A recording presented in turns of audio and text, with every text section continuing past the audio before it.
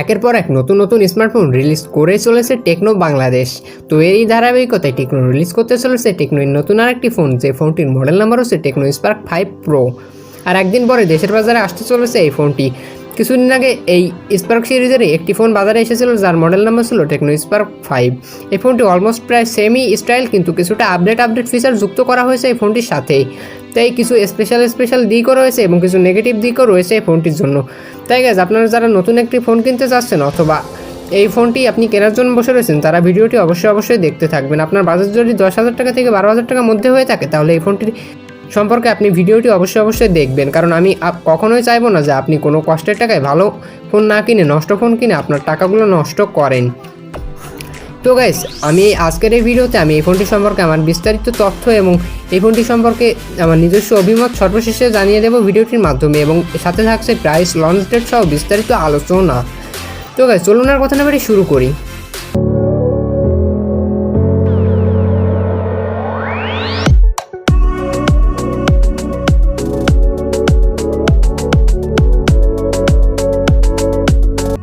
Welcome back guys, ফিরে আসলাম একটি ইন্ট্রোর পরে। আপনারা দেখছেন এইচবিআইটির ইউটিউব চ্যানেল, এবং এইচবিআইটির ইউটিউব চ্যানেলের পক্ষ থেকে আমি হিমেল বিশ্বাস রয়েছে আপনাদের সঙ্গে।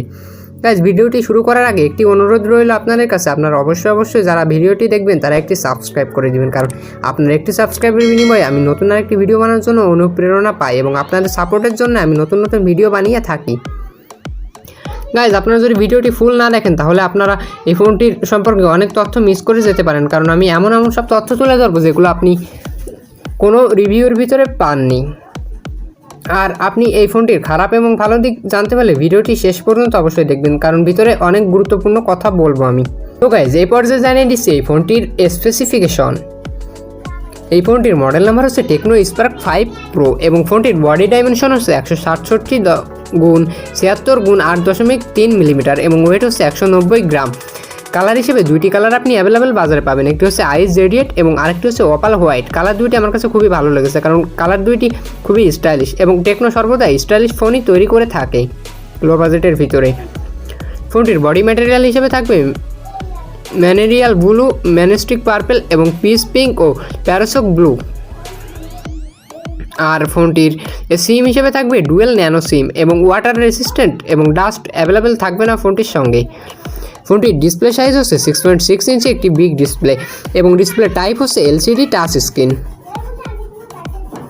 আইপিএস ইউজ করা হয়েছে ফোনটির টাচ স্ক্রিন হিসেবে, এবং রেজুলেশন হিসেবে থাকবে 1080x2340 পিক্সেল, যা 12,000 টাকার ভিতরে আপনি কোনো ফোনে পাবেন না। এটি হচ্ছে রেজুলেশনের দিক দিয়ে সেরা একটি রেজুলেশন, এবং এর রেশিও হচ্ছে 19.5:9 রেশিও, এবং পিপিআই ডেনসিটি হচ্ছে 395।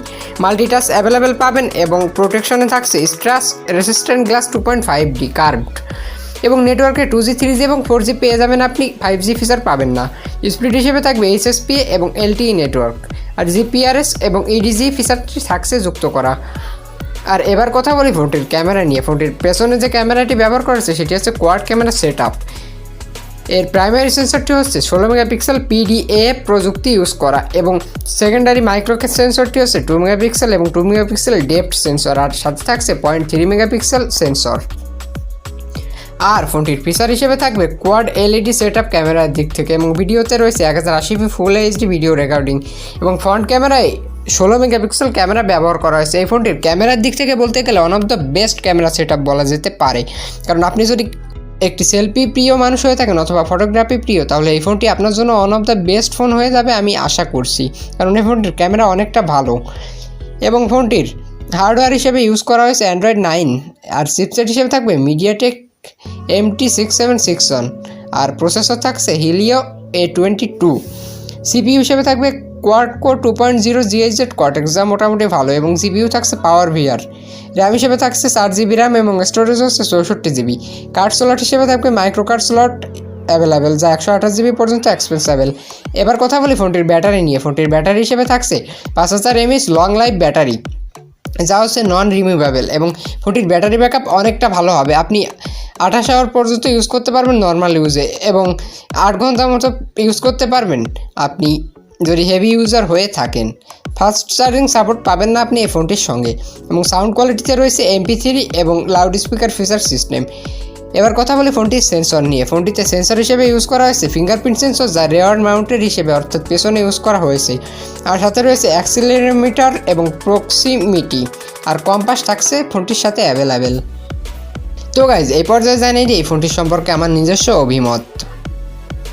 এই ফোনটি আপনি কিনতে পারবেন 11,000 টাকা থেকে 12,500 টাকার ভিতরে, অর্থাৎ এই ফোনটির প্রাইস নির্ধারণ করা হবে 11,000 থেকে 12,500 টাকার ভিতরে। এবং গাইজ, আপনারা যদি হেভি ইউজার হয়ে থাকেন তাহলে এই ফোনটি আপনার জন্য ভালো হবে না। এর প্রধান কারণটি হচ্ছে এই ফোনটির প্রসেসরে ইউজ করা হয়েছে Helio A22, যা মোটেও ভালো নয় হেভি ইউজের ক্ষেত্রে। তাই আপনি যদি গেম অথবা কোনো হার্ড অ্যাপ ইউজ করে থাকেন, যেমন PUBG, call of duty, free fire এসব ইউজ করে থাকেন, তাহলে ডেফিনেটলি ফোনটি হ্যাং করবে। তাই আপনারা যারা গেমিং ফোন হিসেবে ফোন কিনতেছেন তারা মোটেও এই ফোনটি কিনবেন না। তবে আপনি যদি সিম্পল ইউজার হয়ে থাকেন এবং আপনি যদি ফটোগ্রাফি প্রেমী এবং আপনার বেশি র্যাম প্রয়োজন এবং ব্যাটারি ব্যাকআপ ভালো প্রয়োজন, তাহলে আপনি এই ফোনটি দেখতে পারেন। তো আপনি যারা গেমিং ফোনের জন্য হিসেবে এই ফোনটি কিনতে চাচ্ছেন তারা এই ফোনটি কিনে ভুলেও ঠকবেন। আপনার র্যাম বেশি দেখে ঠিকই এই ফোনটি কিনবেন, কিন্তু আপনার প্রসেসর কিন্তু ভালো না, তাই আপনার টাকাগুলো ঠিকই জলে চলে যাবে। তো গাইজ, এই ছিল আজকের ভিডিওটি। আশা করি ভিডিওটি আপনাদের সকলেরই ভালো লেগেছে, এবং ভিডিওটি যদি ভালো লাগে তাহলে অবশ্যই একটি লাইক করে দিন এবং কমেন্ট বক্সে আপনার নিজস্ব মতামত জানাতে ভুলবেন না। আর যারা এখনও সাবস্ক্রাইব করেনি তারা অবশ্যই সাবস্ক্রাইব করে আমাদের সাথেই থাকুন। ফিরে আসবো নতুন কোনো একটি ভিডিও নিয়ে। আশা করি ততক্ষণ পর্যন্ত আপনারা সকলেই ভালো থাকবেন, সুস্থ থাকবেন এবং সকলের পরিবারের সুস্থতা কামনা করে শেষ করছি আজকের ভিডিওটি। ধন্যবাদ।